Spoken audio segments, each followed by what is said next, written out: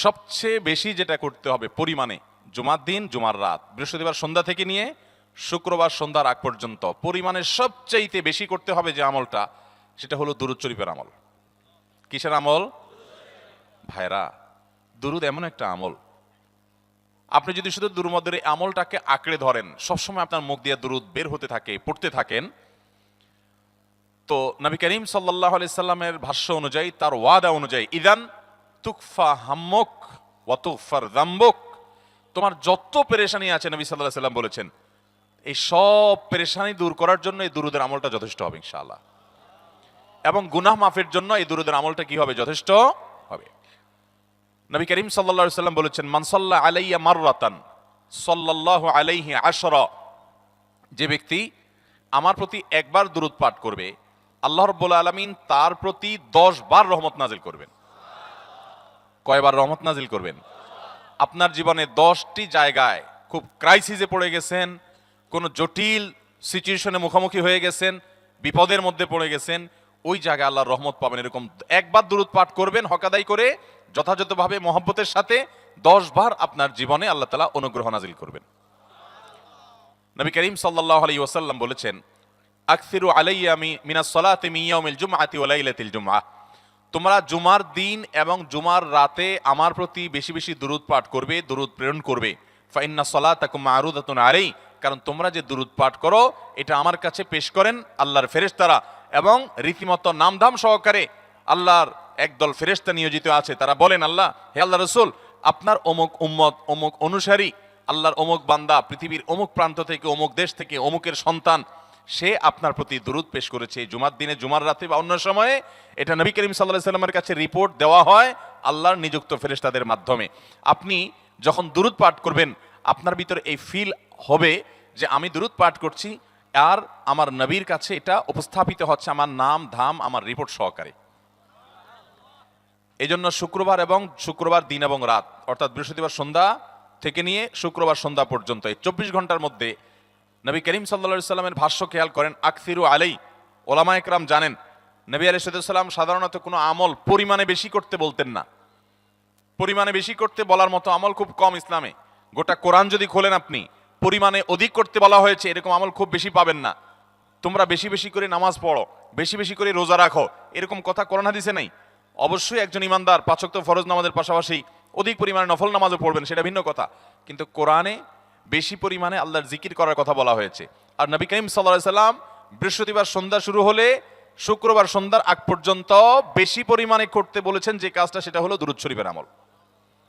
অতএব ভাইরা আমার, বৃহস্পতিবার সন্ধ্যা থেকে নিয়ে শুক্রবার সন্ধ্যা পর্যন্ত, আপনি দোকানদার মানুষ, বৃহস্পতিবারে ব্যবসা করছেন, দোকানদারি করছেন, কোনো অসুবিধা নাই, আপনার অবসর সময়গুলোতে মুখ দিয়ে দুরূদ পড়তে থাকবেন।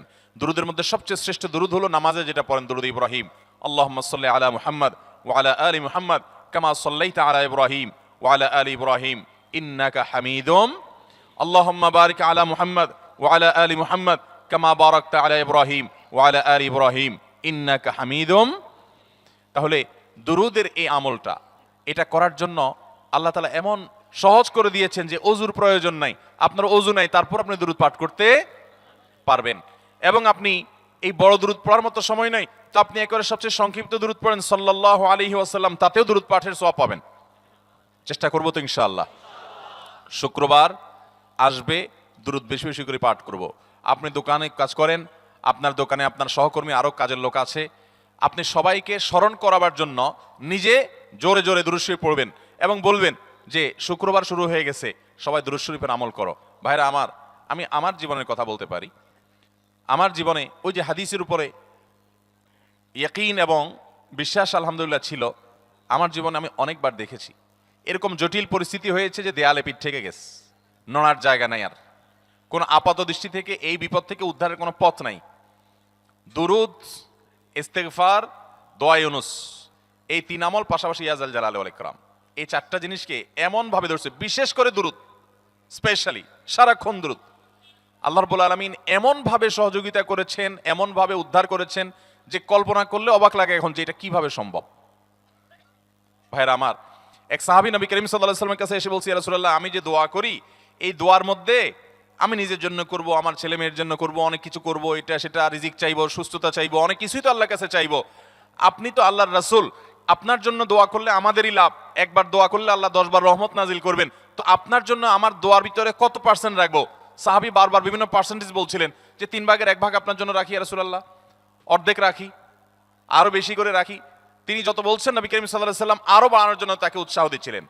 এক পর্যায়ে যখন তিনি বললেন ইয়া রাসূলুল্লাহ, আমি আমার কোন দোয়ার সবটুকু যখন আপনার জন্য নিবেদন করব, আমি কোন একবার যখন দোয়া করব, দোয়া শুধু আপনার জন্যই করব যখন, অর্থাৎ পিওর দুরূদ যখন পড়বো, নিজের জন্য আর কিছু চাইবো না, শুধু আপনার জন্যই যদি চাই কোনোবার, তাহলে তখন নবী করিম সাল্লাল্লাহু আলাইহি সাল্লাম বলেছেন, ইদান তুকফা হাম্মুক ওয়া তুগফার যামবুক, তাহলে তোমার সকল পেরেশানি থেকে উদ্ধারের জন্য এই দুরূদটাই যথেষ্ট হয়ে যাবে, এবং তোমার সকল গুনাহ মাফের জন্য এটা যথেষ্ট হয়ে যাবে। মোহতারাম হাজরিন, দুরুদের আমলটা এত সুন্দর আমল, কিন্তু আবার তাড়াহুড়া করে পড়বেন না, সাল্লাল্লাহু আলাইহি সাল্লাম সাল্লাল্লাহু আলাইহি সাল্লাম সাল্লাল্লাহু আলাইহি সাল্লাম সাল্লাল্লাহু আলাইহি সাল্লাম, সংখ্যা বাড়ানোর জন্য হুলস্থুল করে পড়লেন না, মুহাব্বতের সাথে সাল্লাল্লাহু আলাইহি ওয়াসাল্লাম সাল্লাল্লাহু আলাইহি ওয়াসাল্লাম আল্লাহুম্মা সাল্লি আলা মুহাম্মদ, অর্থ বুঝে বুঝে আল্লাহুম্মা সাল্লি আলা মুহাম্মদ মানে কি, আল্লাহ আপনি মুহাম্মদের প্রতি শান্তি বর্ষণ করুন। আরে ভাই, মুহাম্মদ সাল্লাল্লাহু আলাইহি ওয়াসাল্লামের প্রতি আল্লাহ তাআলা শান্তি এমনি বর্ষণ করবে, আপনি আমি দোয়া করলেও করবে, না করলেও।